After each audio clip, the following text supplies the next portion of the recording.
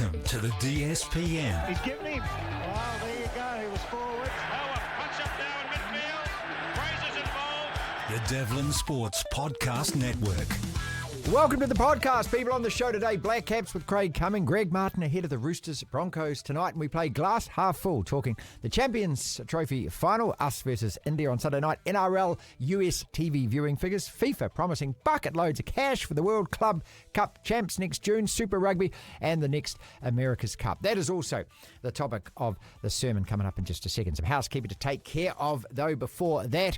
Again, if you're watching on YouTube, click the subscribe button. We're so close now to 5,000 subscribers. It's a real milestone moment for us. We want to get there as quick as possible this week or next, and you can help out simply.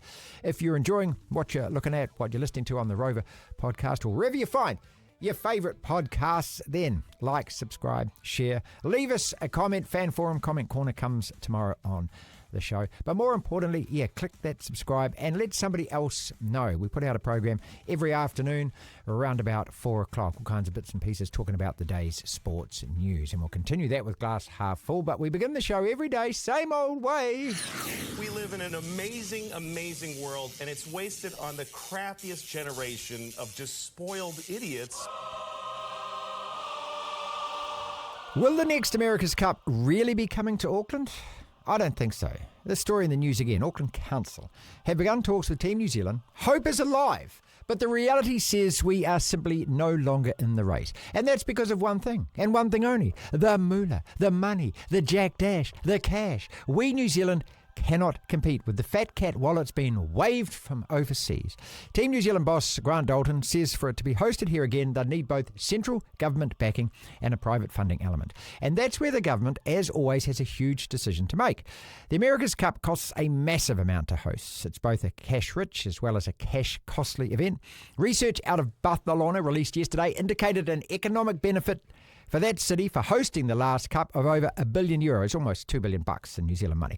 I'm always a little suspicious, though, as to how these figures are calculated. The last couple of Cups here were also touted as having created telephone number type wealth for this country in terms of jobs, industry, tourism, infrastructure, and a whole heap of other intangibles.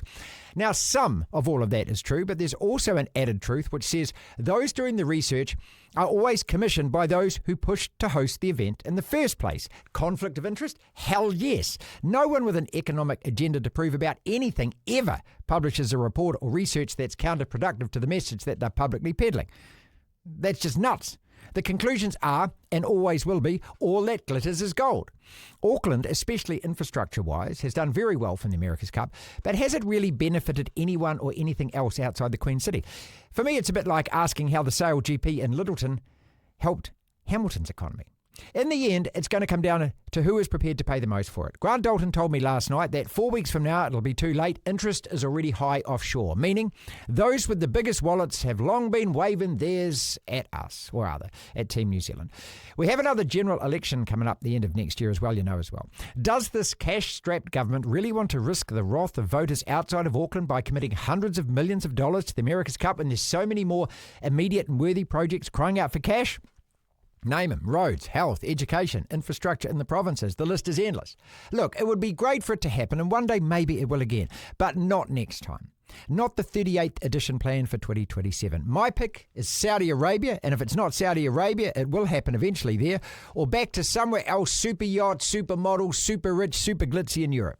I hate to say it, but the realistic chances of Auckland hosting the next America's Cup are about the same as Sir Jim Ratcliffe renewing his Ineos sponsorship of Ben Ainsley to race in it. We'll talk more about that. Glass half full. Glass Half Full.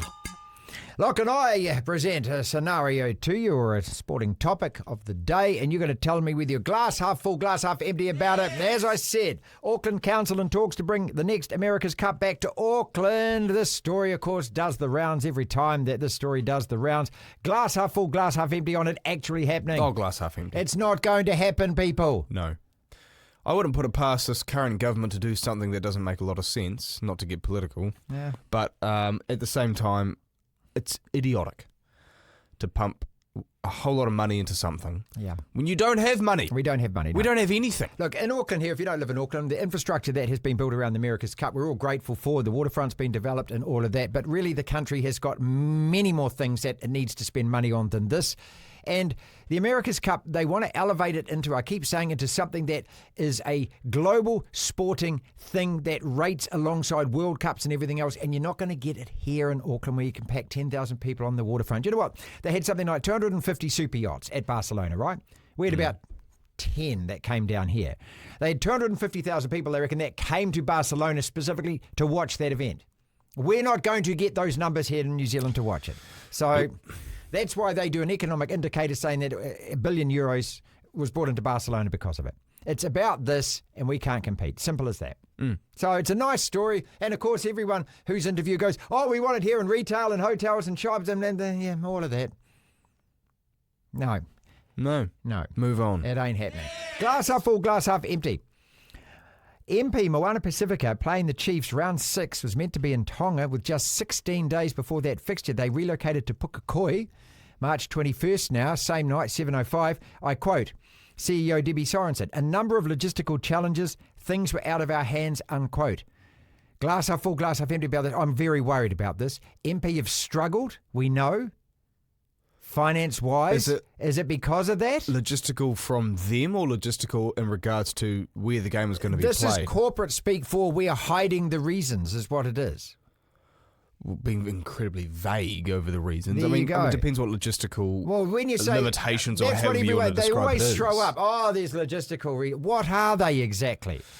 You had the fixture confirmed. Tonga wanted it. They had the stadium booked. Maybe Tonga, there's certain things that they need to do to make things happen, and they haven't done it. Maybe it's Tonga's fault. Maybe it's not MP's fault. Or maybe it's just going to cost too much in the end, and they're not going to be able to recoup that money. That's my suspicion. Based which on is how, sad, but based on how Moana Pasifika are run, based on their, respectfully, lack of success of the last couple of years, they are building, and based on how I remember talking to someone who's very close to NZ rugby circles, if you will, and how they are operated and run, who said that this team's not going to last based on how they're currently structured.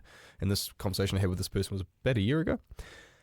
I wouldn't be surprised if it worries me. a case of Moana Pasifika can't afford it. They just can't. Look, and why do concerts cancel 2 weeks beforehand? Because there's not enough tickets sold. Ticket That's so it feels a bit like that. I'm not saying it is. I'm just putting that out there.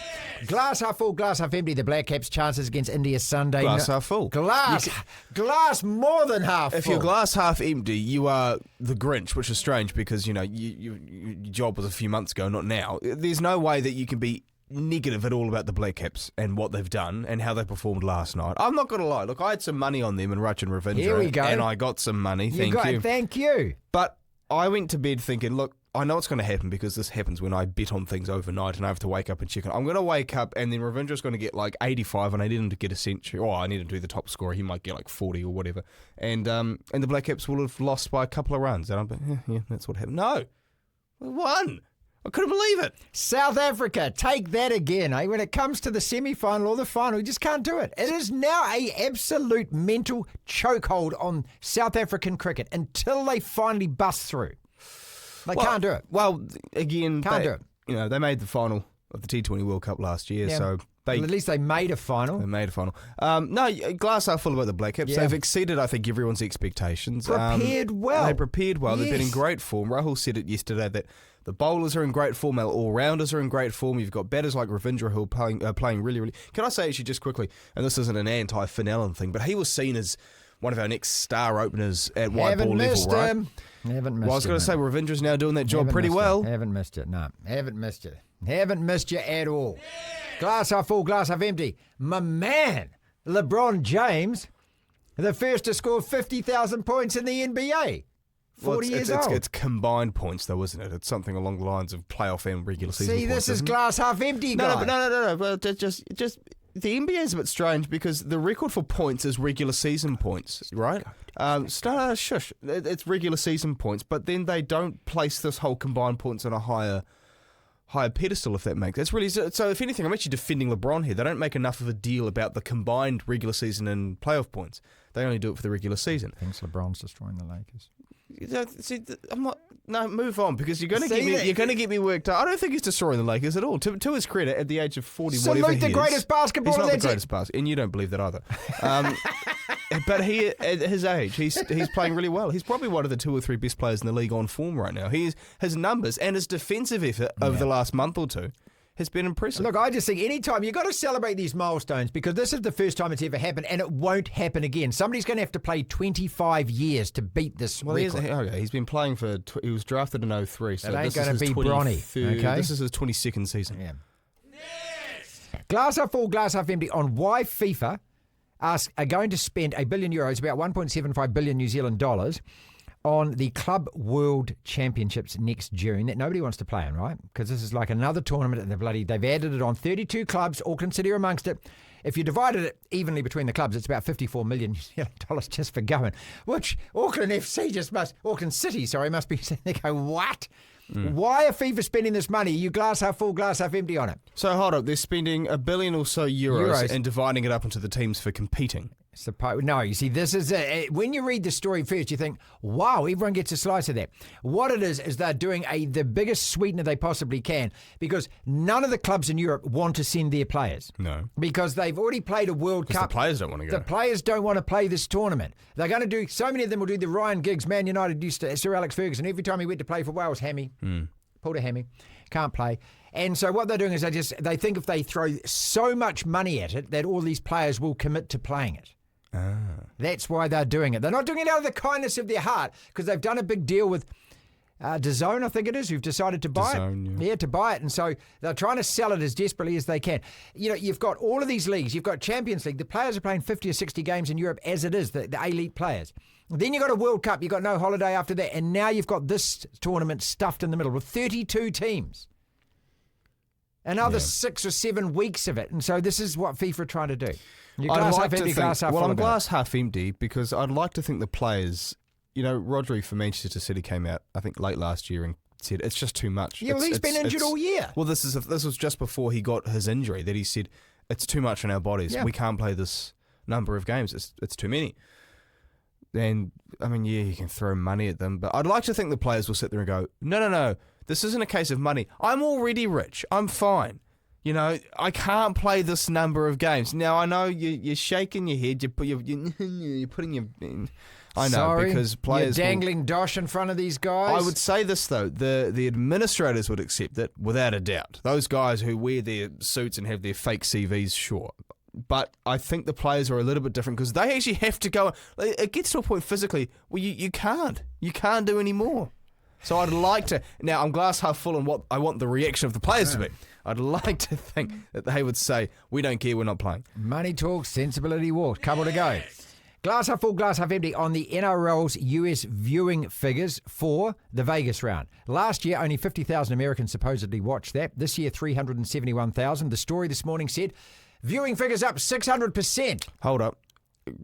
Is that only US viewing figures? Only US. Okay, so how many of those viewing figures, or the percentage of it, are Americans? Okay, so if you actually just work it out on a population basis, it's 0.1 of the population. But the way that they sell these stories, the PR department, it's a 600% increase.